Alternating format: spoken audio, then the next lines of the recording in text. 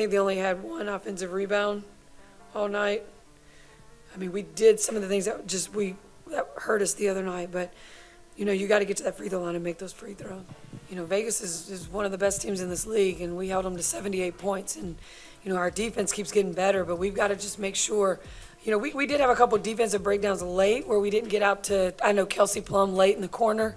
We've just got to make sure that we don't let outside things that we have no control over, affect us, especially early in the game. Have you ever made a decision so bad it made you want to hide under a rock? That's probably how Christie Sides felt after this game against the Aces. Let's talk about the moment that had every WNBA fan screaming at their TV. Clark accomplished an even more astounding feat prior to that dramatic last play. In the span of a single eye, how did she transform from completely helpless to absolutely formidable? The amazing ride that Caitlin Clark had in this game deserves some discussion. Part 1, complete battleground. Even if it meant her life, she couldn't afford to purchase a bucket. Completely worthless. Very little. Seeing a superstar stripped of her abilities was like being a fly on the wall. As if the hype train had just derailed, fans were fidgeting in their seats. The third quarter rolled around though, and Clark, holy cow, did he flip a switch or what? It's as if she entered a phone booth and emerged with a superhero cape. As if it were nothing, she's suddenly letting 14 points slip. Everything from downtown shots to smooth drives to the basket is fair game. You won't believe it, but she's also assisting teammates like a pro and scoring goals. Do you know what's amazing? Clark changed the record books. Not just the scoreboard, a debut with the most assists? I thought she got that one. She seemed to have made the decision, hey, I might as well make history while I'm at it, because she showed there. Only team Indiana has not beaten this season.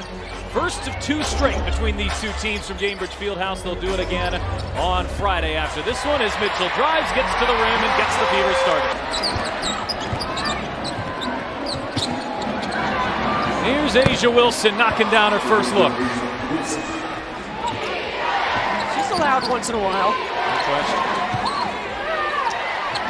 Wilson's finding some space from the mid-range and connecting. And here's the really exciting part. Clark's eruption altered the course of the game, not merely her statistics. The entire Fever squad went up in flames. On the court, the vibe changed. Her teammates rode her wave of confidence and started playing with more flair. What seemed like a blowout turned into a nail-biter all of a sudden. As one analyst put it, Caitlin Clark went berserk and single-handedly got the Indiana Fever back in this game. Listen up, everyone. That's the type of influence that may transform a defeat into a triumph. Caitlin Clark was the center of attention as the game hung in the balance. The ball, however, evaded her clutches entirely, an unexpected turn of events. How did Coach Sides feel in those pivotal last seconds? Envision this. The temperature has decreased by 1 degree. Time is of the essence. Only 30 seconds remain. Here it is. Every basketball fan's dream come true. It seems like Clark should be the one to receive the ball, doesn't it? Record after record she breaks. She's really killing it. Oh, absolutely not. My ideas were thwarted by Coach Christie Sides. And worked really hard on that part of the game. I have a lot of confidence in her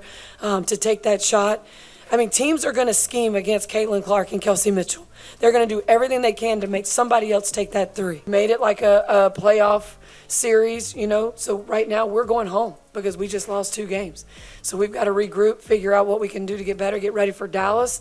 It's going to be really hard to get Caitlin a shot in those possessions. We want to make sure, between her and Kelsey, you give them both options. Even though Clark and Kelsey Mitchell are both known for their deadly shooting, Sides decided to place the ball in Aaliyah Boston's hands instead. Indeed, what you heard was accurate. Boston, who has taken a 29% season-long 3-point shot. In football, it's the equivalent of trying to get the kicker to complete a Hail Mary pass. It is very perplexing. The audience was taken aback. Competitors appeared perplexed. What about the time the shot missed? The arena burst into flames. Spectators were going absolutely crazy. The analysts were perplexed. It felt like time was standing still as a train accident unfolded. Do you know what's amazing? In fact, Sides attempted to rationalize her choice. According to her, it's going to be really hard to get Caitlin a shot in those possessions. Teams are going to scheme against Caitlin Clark and Kelsey Mitchell. I guess so. Still, isn't that why teams employ superstars? So that we can achieve the unthinkable? There was an immediate immediate and severe reaction. Some even went so far as to say it was coaching malpractice. Some spectators went so far as to call for Sides' immediate dismissal. That was quite an opposition. Yet, who could blame them? Riding a hot hand is the way to go when you have a player like Clark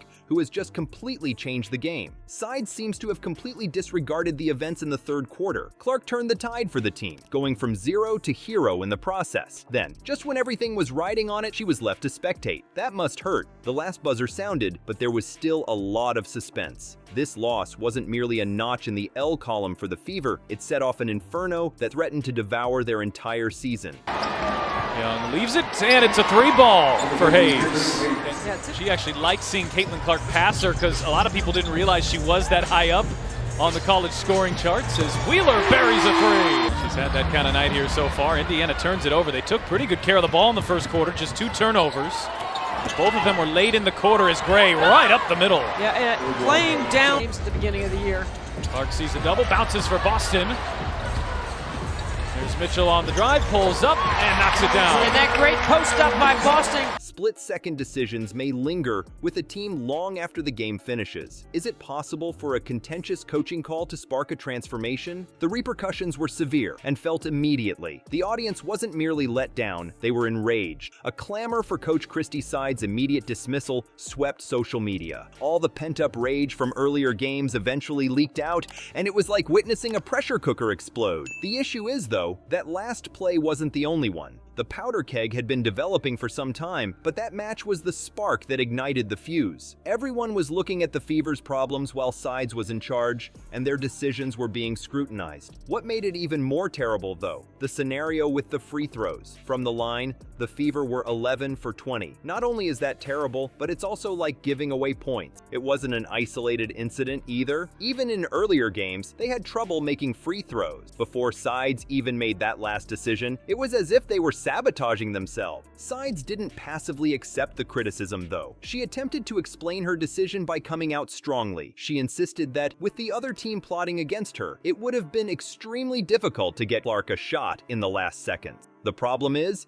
that is precisely the moment you want your best player to show off. When everything seems to be working against them, his supporters weren't all on board. They wanted a seasoned coach to step in and lead the inexperienced squad through the nail-biting moments of tight games. A phrase that sprang to me was, "We've got the talent, now we need the leadership to match." Wait a second, is this whole controversy really a negative thing? Even divisive instances like these can teach us something, as some fans have pointed out. Similar to the feeling of failing an academic exam. Yeah, it hurts now, but you'll be more prepared for the next time around if you take the time to learn from it. Put it in your mind. Some serious problems that the Fever need to fix were brought to light by this loss. Shooting free throws, that can be resolved with enough experience. Game-winning tactic, the coaching staff can address that. Everyone, even the athletes, can use this as a sign to step up when it matters most. Now, the most important thing is to see how the Fever react. How will they respond to this setback? Will they let it ruin their season, or will they use it to become even better next time? Nowadays, mental toughness and team chemistry are more important than X's and O's.